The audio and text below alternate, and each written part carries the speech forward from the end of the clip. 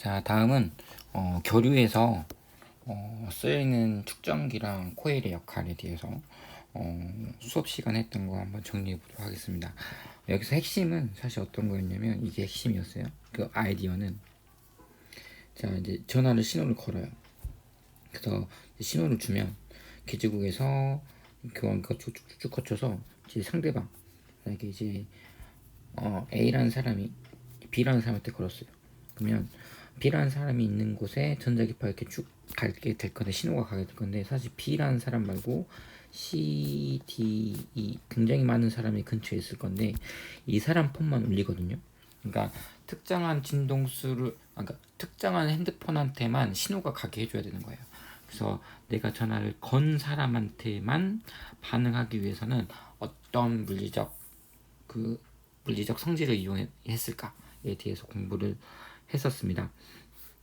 일단 신호를 주고받기 위해서는 신호를 전달할 무언가를 찾아야 되는데, 이왕이면 빠르고 사방 곳곳으로 잘 진행하는 노이면 좋겠죠. 그래서 우리는 보통 이거를 전자기파를 이용한다 라고 생각해 주시면 됩니다. 전자기파가 발생하는 방식인데요, 발생 원리 잘 보시면 이 교류다 보니까 이쪽이 플러스 마이너스일 수도 있고 아래가 마이너스 위에가 플러스일 수도 있습니다. 그럼 전류 방향을 보시면 플러스에서 마이너스 전류가 흐르니까 이렇게 전류가 흐른다는 소리고요. 그럼 전류가 흐르면 암페르 오른손 법칙하면 이렇게 자기장이 생기는 거 확인할 수 있겠죠. 자기장 방향. 반대로 전류가 이제 아래로 흐르면 이제 오른손 법칙하면은 이쪽 방향으로 자기장이 생기는 거 확인할 수 있습니다. 그래서 이거를 어떤 걸 잘 보시냐면, 전류가 흐른다는 건 자기장 방향이 같다는 소리예요. 전류 방향과 자기장 방향이 같습니다. 자, 그래서 교류 전원을 놔두고요. 축전기에 플러스 마이너스 이렇게 걸어주면, 플러스 마이너스다가 또 이쪽이 플러스 이쪽이 마이너스 이렇게 걸어주면 전기장이 만약에 이쪽이 플러스라면 여기가 플러스가 될 거고 이쪽이 마이너스가 될 거라서 이렇게 아랫 방향으로 전기장이 생겨요. 이렇게 전기장이 생기면 전기장 방향이 곧 전류 방향이니까 마치 이렇게 전류가 흐르는 셈이고요. 그럼 그렇게 되면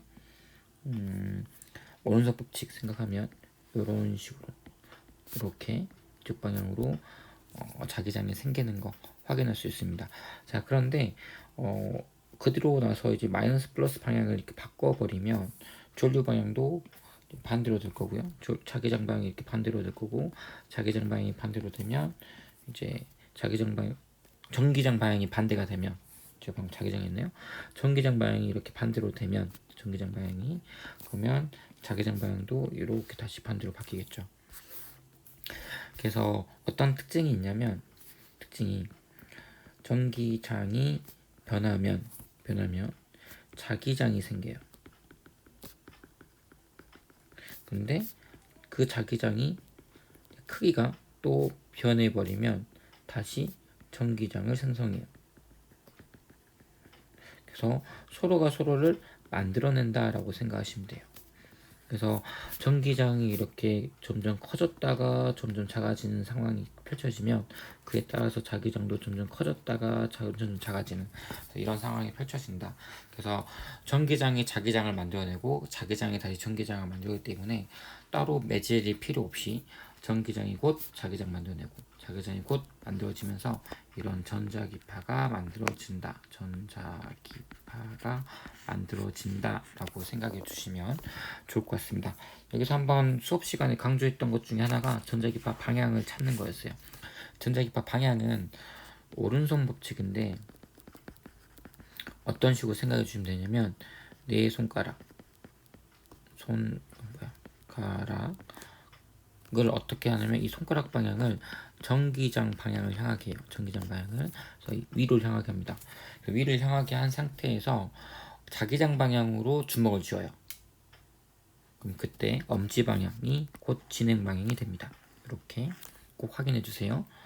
그래서 만약에 이게 전기장이고 이게 자기장이고 만약 이게 전기장이다 그러면 어떻게 해야 되냐면, 내 손가락을 전기장 방향에 두고 그리고 자기장 방향으로 주먹을 쥐면 그때 엄지 방향은 이쪽 방향이 되거든요.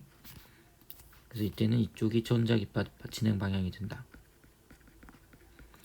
그래서 전기장과 자기장의 방향을 보고 전자기파가 어디로 움직이는지 파악할 수 있다라고 했습니다. 수업 시간 한번 강조했던 내용이니까 꼭 한번 생각해 보시고요. 자, 이제 축전기랑 코일을 교류 전원에 연결했을 때 무슨 일이 일어나는지 한번 꼭 잘 한번 확인해 보시기 바래요. 만약에 교류 전원이 아니라 만약에 그냥 직류 전원이라고 한다면, 이쪽이 플러스 마이너스로 한다면 여기 있는 전자가 슝 하고 넘어오고, 여기 있는 전자들이 이렇게 가면서 이쪽이 마이너스, 그리고 이쪽이 이제 플러스가 이게 될 겁니다. 그래서 다 충전이 되면 이제 더 이상 전류가 안 흐르죠. 근데 여기서 이제 전류를 더 흘러주게 하려면 이거의 방향을 바꿔서 이렇게 바꿔주면, 그때는 이제 이쪽이 플러스가 되고 이쪽이 마이너스가 돼야 되니까, 마이너스 플러스 이렇게 바꿔야 되니까 전류가 다시 슝 하고 흐를 겁니다. 그래서 다 충전이 되고 나면 다시 멈추겠죠. 그러니까 축전기는 언제 전류가 흐르냐면 충전이 되는 동안 전류가 흘러요. 반대로 말하면 충전이 다 되고 나면 그 다음에는 전류가 흐를 필요가 없겠죠.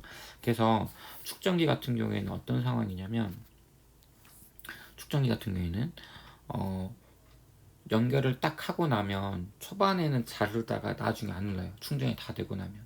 그래서 언제 전류가 잘 흐르게 되냐면 건전지를 수시로 바꿔주는 게 좋아요. 충전이 다 되기 전에 한번 플러스 마이너스 바꿔버리고, 다시 또 충전이 다 되기 전에 플러스 마이너스 바꿔버리고, 그래 보면 축전기 입장에서는 계속 전류가 흐르는 그런 상황이 펼쳐지겠죠. 제가 수업 시간에 PHT 사이트에서 한번 했던 것 같아요. 한번 살펴봐 주시고, 그래서 어떤 그래프를 여기에 따로 필기로 한번 그렸었냐면, 교류 진동수에 따른 전류를 비교해 보면 진동수가 커지면 커질수록 오히려 전류가 잘 흐르는 이런 현상이 일어났습니다. 그래서 진동수가 없으면 한번 진동수가 없단 말은 그냥 직류전원, 그러니까 그냥 플러스 마이너스가 정해진 건전지 연결했을 때는 초반에 좀 흐르다 말잖아요. 근데 진동수가 커지면 커질수록 계속 수시로 바꿔주니까, 충전이 다 되기도 전에 계속 바꿔주니까 계속 전류가 잘 흐르는 효과가 발생한다. 그래서 이런 식으로 전류가 잘 흐르게 됩니다. 물론 맥시멈은 있어요. 왜냐하면 이 교류 전원의 전압은 일정할 거니까 전류가 최대치는 맥시멈 값에 있을 건데, 진동수가 커지면 커질수록 그 맥시멈 값에 도달해진다 라고 생각을 해주시고요. 코일은 오히려 좀 상황이 반대입니다. 코일 같은 경우에는 플러스 마이너스에서 전류가 흐르기 시작하면 이렇게 전류가 이렇게 꼬아서 전류가 들어갈 건데, 전류가 흐르게 되면 주변에 자기장을 만들겠죠. 자기장을 이 방향으로 만들겠죠. 만약에 예를 들면 전류가 이제 흐른다고 했을 때, 이렇게 많이 전류가 흐르게 되면 이 자기장이 생기는데, 자기장이 없던 자기장이 생기잖아요. 근데 코일의 특징이 뭐냐면, 외부에서 자기장이 변해버리면 렌치의 법칙에서 이 자기장이 변하는 걸 방해하는 방향으로 전류가 흘러요. 다시 말해 유도 전류가 흘러요. 그래서 코일은 본인이 만든 자기장 때문에 본인이 영향을 받아서 유도 전류 때문에, 이 유도 전류가 자기장 변화를 방해하는 방향으로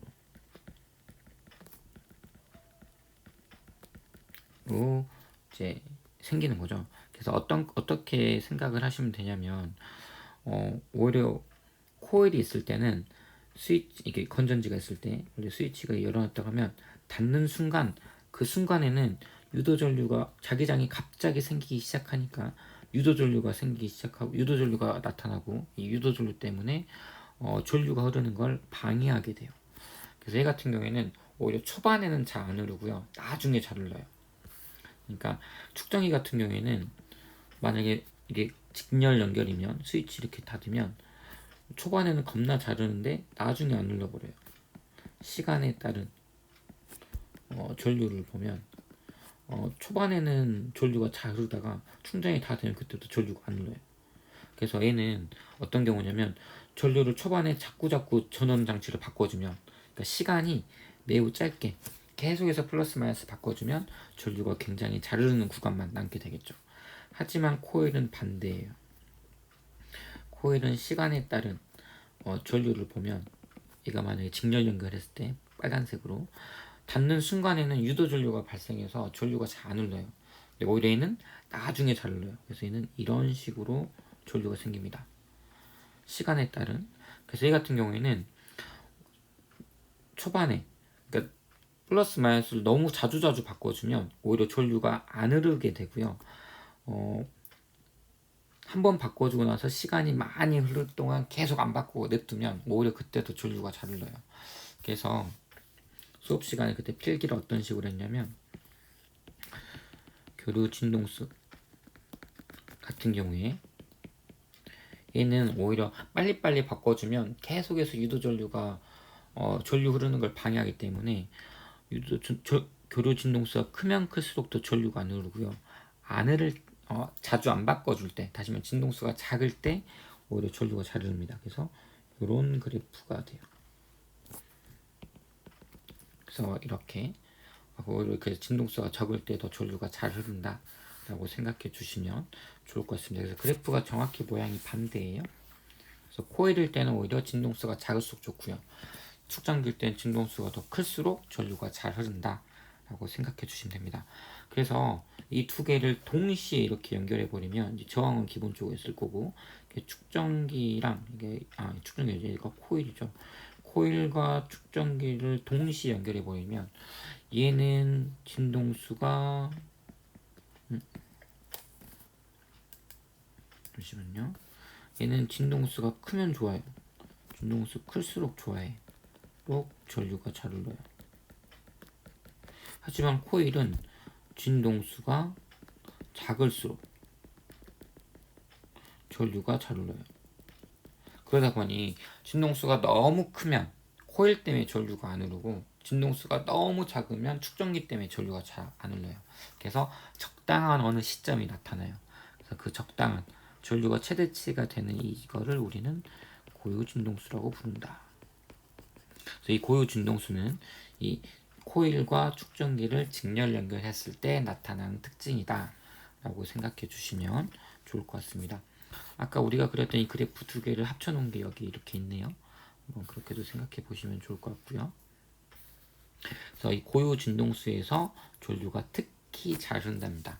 이게 이제 어떤 힌트가 되냐면, 이 여러 핸드폰 중에 특정한 하나만 반응하게 하려면 그 특정한 진동수를 보내주고, 만약에 그 핸드폰이 그 특정한 진동수에서 확 반응을 할 수 있는 애라면, 그러면 이제 걔만 이게 수신이 되는 그런 일이 일어나겠죠. 그래서 기본적인 원리는 이래요. 보내줄 때, 발신할 때 여러 진동수를 동시에 보낸다고 치면, 그 중에 여기 이제 전류가 이거에 해당하는 전류가 흐를 거예요. 그럼 주변에 자기장을 이렇게 만들어내겠죠.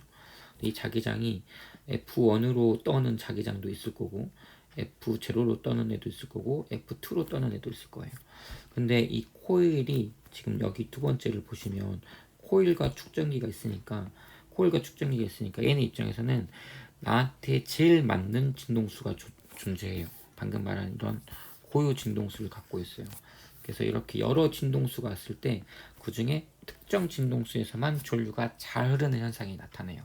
그래서 특정 진동수에서만 반응을 하니까 딱 거기에 해당하는 진동수가 수신이 돼서 스피커가 됐든 소리가 됐든 아니면 뭐 이렇게 다른 빛이 됐든 어떤 식으로 반응을 할 거다, 이렇게 생각해 주시면 됩니다.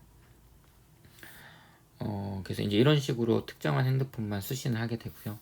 이제 이거를 조금 더 이제 이게 일종의 안테나인데, 직선 안테나에서 조금만 강조를 할게요. 수업 시간에 그렇게 많이 강조를 안 하는 것 같은데 사실 여기도 잘 봐주세요. 자, 전기장, 자기장.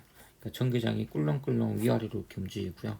자기장은 그거에 정확히 수직하게 이렇게 꿀렁꿀렁 이렇게 자기장이 생성이 됩니다.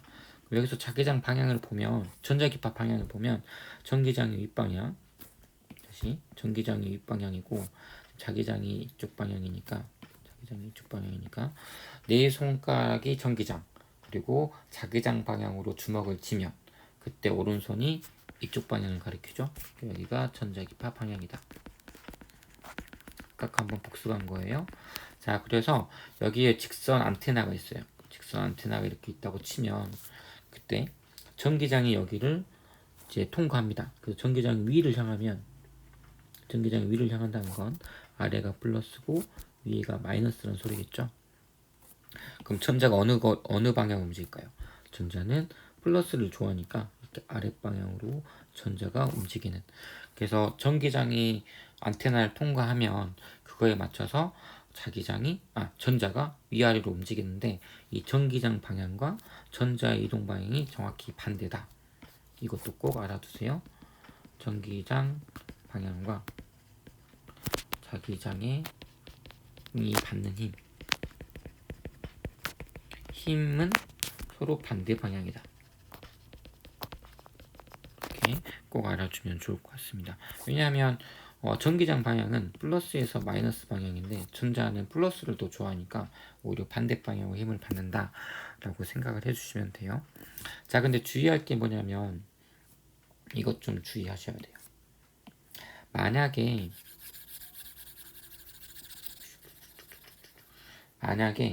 이런 게 있어요. 얘가 자기장이고 얘가 전기장이면 무슨 일이 일어나냐면 얘가 이렇게 자기장이 생긴 거잖아요. 이렇게 아니지. 전기장이 아니고 자기장이 생긴 거잖아요. 이 방향으로 자기장, 이 방향으로 자기장. 다시 말하면 이 직선 안테나에 자기장이 걸리면 자기장이 이렇게 위아래로 왔다 갔다 해버리면 근데 전기장은 이 방향이잖아요. 전기장 이 방향. 그러면 전자는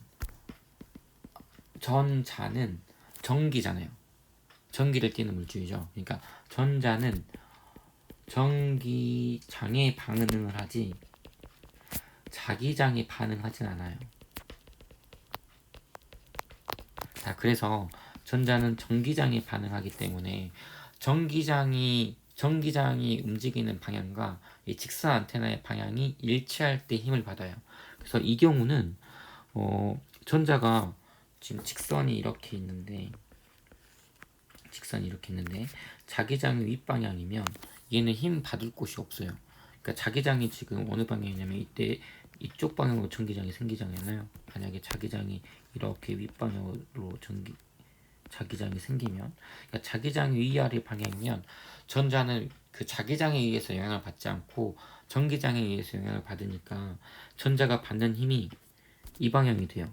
근데 얇은 직선 도선에서 이 도선의 반지름 방향, 그러니까 그 위아래 방향이 아니라 이렇게 어떻게 보면 수직 방향으로 힘 받으니까 전자가 움직일 수가 없겠죠. 그래서 전자가 힘을 못 받는다고 표현을 하기도 해요. 그래서 일단 안테나가 반응을 하려면 이 안테나가 길쭉한 쪽에 전기장이 오게, 자기장이 아니라 전기장이 오게끔 전자기파가 와야 안테나에서 전자가 힘을 받고 움직이면서 이제 수신될 수 있게끔 된다라고 생각해 주세요. 그래서 이 안테나 방향과 이 전기장 방향을 맞춰줘야 된다. 그래서 이런 상태여야만 전자가 힘을 받아서 움직인다. 그래서 지금 이 경우 전자가 어디로 힘 받냐라고 말하냐면 전기장이 지금 윗방향이니까 아래가 플러스 위가 마이너스라고 한다면 전자 자체가 마이너스이기 때문에 얘는 아래로 힘 받는다 이렇게 말하시면 될 것 같아요. 자, 그래서 안테나 여러 진동수가 도달해 1차 코일에서 전류가 흐르면 그 전류 때문에 자기장이 발생하겠죠. 그럼 이 자기장에 의해서 다시 전류가 이렇게 생성될 건데 그 두 번째 코일에는 코일만 있는 게 아니라 축전기도 있기 때문에 특정 진동수 그걸 뭐라고 부른다고 했냐면 고유 진동수라고 부른다고 했어요. 이 고유 진동수에서 특히 잘 반응하기 때문에 특정한 진동수 아까 말한 F1, F2, F0 이렇게 세 개가 있다면 그 중에 특정 진동수에서만 반응을 하겠다라는 겁니다. 자, 8번 문제 비슷한 거 보겠습니다. 자, Q 같은 경우에 특정한 진동수에서 전류가 최대값 나는 거. 그러면 Q는 결국에 코일과 축전기가 동시에 연결된 상황이다. 그래서 보통 이거를 LC 그리고 이제 저항은 기본적으로 있을 거라서 RLC 회로다 라고 말할 거고요.